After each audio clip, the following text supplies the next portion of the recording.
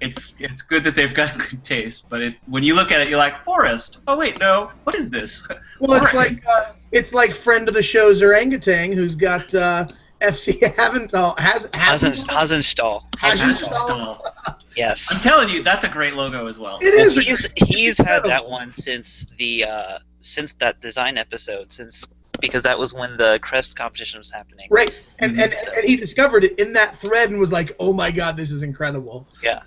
Yeah. So that's been his flair for a long time. Yeah, he's been rocking that for a while. Yeah. I feel like at some point we were talking about. Do you want to go back to defending Eddie?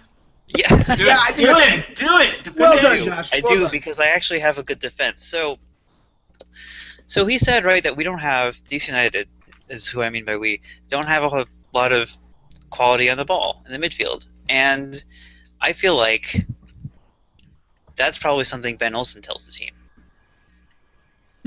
That he says, "Hey guys, I know we don't have as much quality as other teams, and our midfield is Nick DeLeon, Perry Kitchen, Chris Rolfe, and Davy Arnott. Would any of you guys want to trade your midfields for mine? Like, is there a team in the MLS that has a worse midfield than us on the ball? Like defensively, it's pretty okay because Perry Kitchen. Montreal. Ooh, there you go. Yeah. Montreal has Justin Mapp. Well. Justin Mapp is better than everybody on DC. Yeah. Okay. Okay. Continue. So you think this is just something that Olsen said? And then he's like, "Hey, we all know that you guys suck." Like, just death eyeing them. Like, no, it's like because it seemed like he was trying as best he could to basically echo Ben Olsen's game plan. And I feel like in the explanation and the apology piece that came out today in the Washington Post, that's sort of the feel that I got. Is Steve Goff talked to Eddie Johnson, and then he talked to Ben Olsen, and Ben Olsen's like, "Yeah, I mean that's like how he's got a grasp of how we're trying to play. Maybe he'd like to take a quote or two back because he like misspoke or not misspoke, just like he wasn't." Well, if I may, I specifically pulled up this thread because there was a user that I wanted to quote, and that is username Weasel, WHEEZL, rocking some Sounders flair, and his comment is my favorite in this whole thread, which is in reference to Eddie. His comments probably fall under the "you're not wrong, you're just being an asshole" classification. Yeah. And that's how I feel about it. He's not wrong. I think we can all admit that, and you may be right that, he might be taking those notes from the coach, but does it need to be said in public to the media? Is that something that he needs to put out there with the perception that he already has, with the issues that, Here's something that might surprise you. DC United's locker room is very close-knit. It is very tight. That doesn't surprise me. It does surprise me that Eddie Johnson is in a close-knit, tight locker room. Yeah, I would believe that it's a close-knit locker and Eddie Johnson. Yeah. Because I talked to this coach. It's sort of a friend of a friend type deal, but there was this Minnesota youth coach who's friends with the assistant coach of DC United. And he's basically like, Ben Olsen is the ultimate players coach. Like, he knows exactly how to handle guys, and he knows, not to get them down, and that kept them going. That actually, they had pretty good spirits even going through last year, a historically terrible year. So Ben Olsen's really good at keeping that locker room out of control. It's not going to cause a problem. Is basically what I'm trying to say. Is anything Eddie Johnson says, pretty much, unless he says something really awful, it's not going to derail our locker room, more than likely. That's good to hear. I mean, I would certainly say that was a problem in Seattle, and some of that blame has fallen on Siggy, that maybe while he might be an incredibly good scout and maybe his tactics are adjusting, that one of the things that he might not be is a great people manager, and that they needed to build a locker room that would have chemistry without him being the one to rein it in. Well, you need someone to take leadership then on the player side. And exactly. I think you guys have that now. You guys got Dempsey and Evans and Ozzie Alonso. Yeah. So. And according to Evans, he was on Extra Time Radio this week, and he made some comments about Oba, saying that, I don't know what's different about him this year, but he's involved and leading in the locker room. He's constantly in the gym, and he's hungry. I don't care why. I don't want to know. I'm just happy that it's true. So I think there was definitely a conflict of personalities, regardless of who it was. And obviously Eddie was unhappy with the money situation with his friend Clint coming in and getting paid.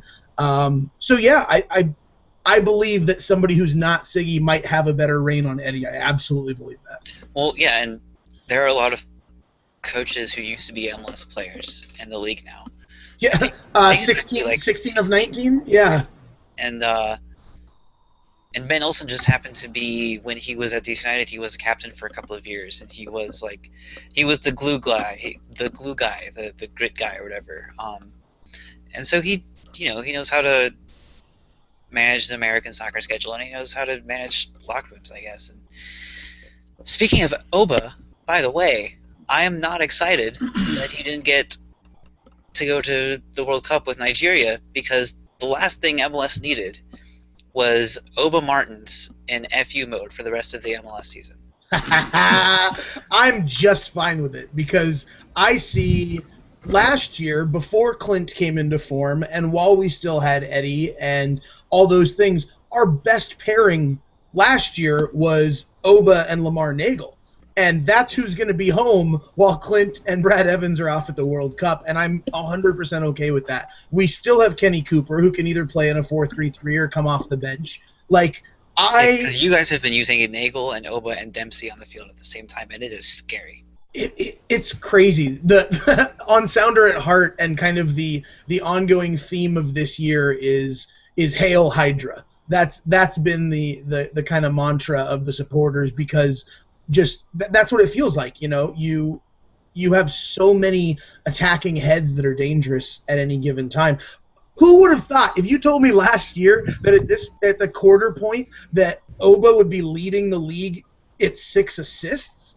You know what I mean? That's nuts. 6 assists and 4 goals. He's having a fucking great year. I'm so happy. I mean, it's incredible. Lamar Nagel got a goal last night that put him 3rd all-time for the Sounders, behind Freddie Montero and Eddie Johnson. I mean, there's not a lot that's unhappy in Seattle. I know that goal was great, by the way, both on Oba and Nick. I don't know which was more impressive. Oba's weight on that pass to split the defenders, or Nagel's touch right in time just over the goalie. Yeah. And Fernandez was having a fucking fantastic day too. So. Oh, he was man of the match for me. He kept Dallas in that game 100%. Yeah. But we're jumping ahead. That was last night. We've got a whole weekend of games that happened before that. So do we need to say anything else about Portland and DC, or are we? I feel like we actually haven't talked about the Portland DC game yet. We've just talked about Eddie and something else about Portland. I mean, do you feel like there's a lot to say? I don't feel like there's a huge amount to say. I think that Portland was very lucky that Eddie Johnson wasn't playing, because DC had so many corners and so many close-in free kick opportunities that Eddie Johnson, being very good in the air as he is, would have, at a minimum, gotten a couple very dangerous shots in. I think he puts in 1 goal if he plays that game. He's got great history in Portland too. I mean, he gets up for those Portland games. I know it's not the same when it's not Cascadia, but he just has a good history against the team. Yeah, I mean, he's been there for long enough. So I think that makes that game a very, very different game. DC had some. Who else was missing? There were 2 other. Sean Franklin. Was that's our second. That's our 3rd most important player this year so far. Yeah, so I mean that was a fairly hamstrung DC team, and and I think that Portland beat them and still managed to concede a lot of corners and give up some very bizarre goals.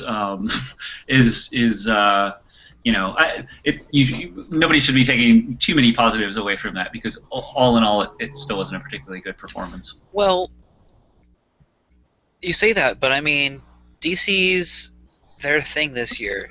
Ben Olsen likes to defend, and he doesn't have a back line that's fast enough. Even with Sean Franklin in there, the center backs are Bobby Boswell and Jeff Park, who have had a lot of success in the MLS, but they're also a little bit older and among the slowest center backs in the league. So it's not like he can stretch the field or anything. So that, it sort of becomes then one of those. It didn't happen as much as I thought it would, but it did happen some where it becomes one of those Portland passes around the box type deals. Yeah, but that was one of the first times that we've seen that this year, that their passing looked very coherent, and I think part of the big reason was that they had nothing to worry about from DC. There was nobody in the forward area in the Timbers third of the field to stretch them and force them to make tough decisions. It was fairly comfortable on that back line, and they still managed to make kind of a mess of it on multiple occasions.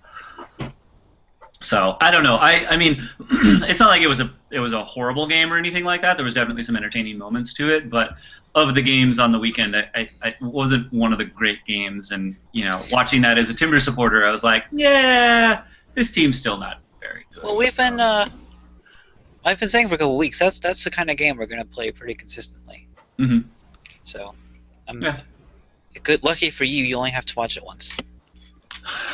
Well, it could be worse, Ian. You could be watching draw after draw after draw after draw. Yeah. But I watched Toronto New England, which was a very, very surprising game. And yeah, I thought it was a surprise. I mean, New England going to Toronto is, New England is a good team, but Toronto on paper looks like a much better team. They haven't really been doing it. I'm not convinced of that. I think Toronto's 3 best are better than New England's 3 best, but then I think New England's 4 through 11 are better than Toronto's 4 through 11, and that's kind of a big deal. That's a good point.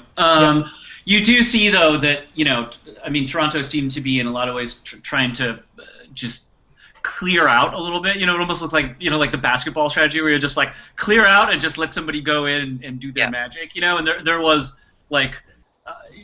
Giving Bradley and Defoe space from their teammates, and it was an interesting move that has paid off on occasion for them. But right, it's how they're going to have to play because they also have somewhat of a weak back line. Donnell Henry is their brightest spot, and he's still 20 and developing, and probably starting for Canada, but I'm not sure. But if he's not starting for Canada, that's where he is right now. He's going to get a lot better. He's got a lot of potential, but it's a high variance team.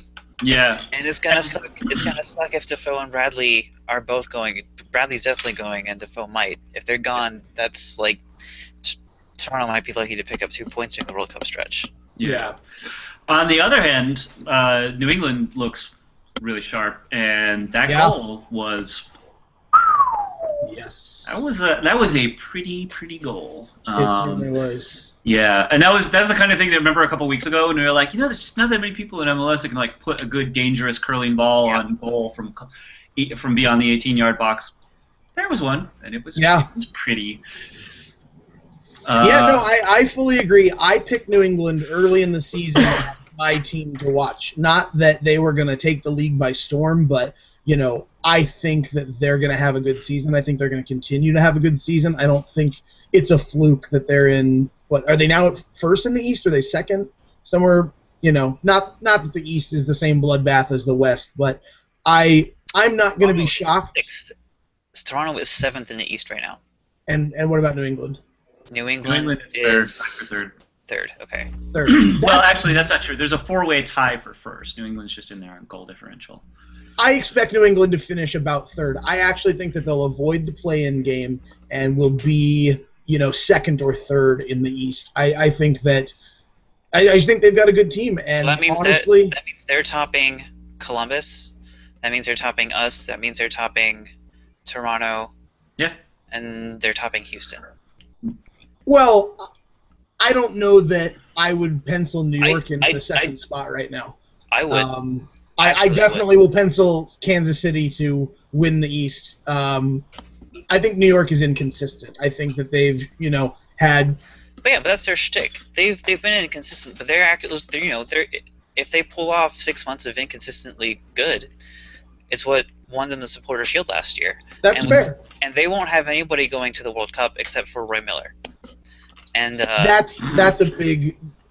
It's so hard to plan that, for us to think about sorry. like what. Tim Cahill's going too, but he doesn't have much of a role apparently. I read something from Doyle saying he doesn't have a starting role in this current New York team with Dex McCarty, Henri Luyendula up top, and someone behind them. I will remember. Well, and not to shit on Australia too much, but they're clearly not making it out of the group, right? Like they're not getting out of that group. Even if you don't make it out of that group, though, that's still a month. That's 2 weeks before. Absolutely, but they're not going to make it out of the group, so they'll be home. It's limited in that capacity. But so I've got New England circled because we play in New England this weekend, and it would be for the Sounders a historic win in that we've never won 6 in a row. We just won 5 in a row. It was like the second or third time in club history, and obviously being a young team, that's saying something. But 6 straight wins, not just undefeated, but 6 wins is a big fucking deal, and I'm not convinced that we're going to get it done because New England at home has a lot of talent, and I feel very confident about my team and what our chances look like for the year right now, but this one single game, I could very well see a draw at best. I'd be really happy to walk out with a point in New England. The way we've been playing, dropping 2 points is not a problem. Do you probably want this win, though, because this is Clint Dempsey's and Brad Evans' last game for a month. Of course, but that's the thing is that, like, Andre's last game for a couple weeks, probably, because he's probably making the 30-man. He's probably making the 30, absolutely. I'm far more concerned about our back line than I am about our attack. Like, I know a lot of clubs are going to, well, not a lot, but some clubs are going to take significant hits, and like you said, like Toronto, can look at that World Cup period being like, holy shit, let's get a few points. I expect the Sounders to average 1.5 to 2 points during the World Cup. I think that they're a strong team, and if we don't, it's going to be because Yedlin is missing, our left back depth is low. I mean, we had Brad Evans play left back last night because both Remick and Gonzalez were injured, and that's what Brad Evans brings. He's a utility man, and I believe that's why Klinsmann's going to take him, but he will also be gone. So if you've got Yedlin gone from the back, right, and then you only have 2 guys that can play left back. One of them is a great long-term defender but is old and prone to injury, and one of them is a younger, shining but inexperienced player. I mean, that's for 5-6 weeks, that is not a lot of depth at left back. So I'm concerned much more with the back line than anything else. Like we talked about, I think having Oba and Nagel and Kenny Cooper and Marco Papa and Ozzy and Pineda, like, I'm not concerned about, the front 8. Just for reference, 6. Your team's schedule from the time the World Cup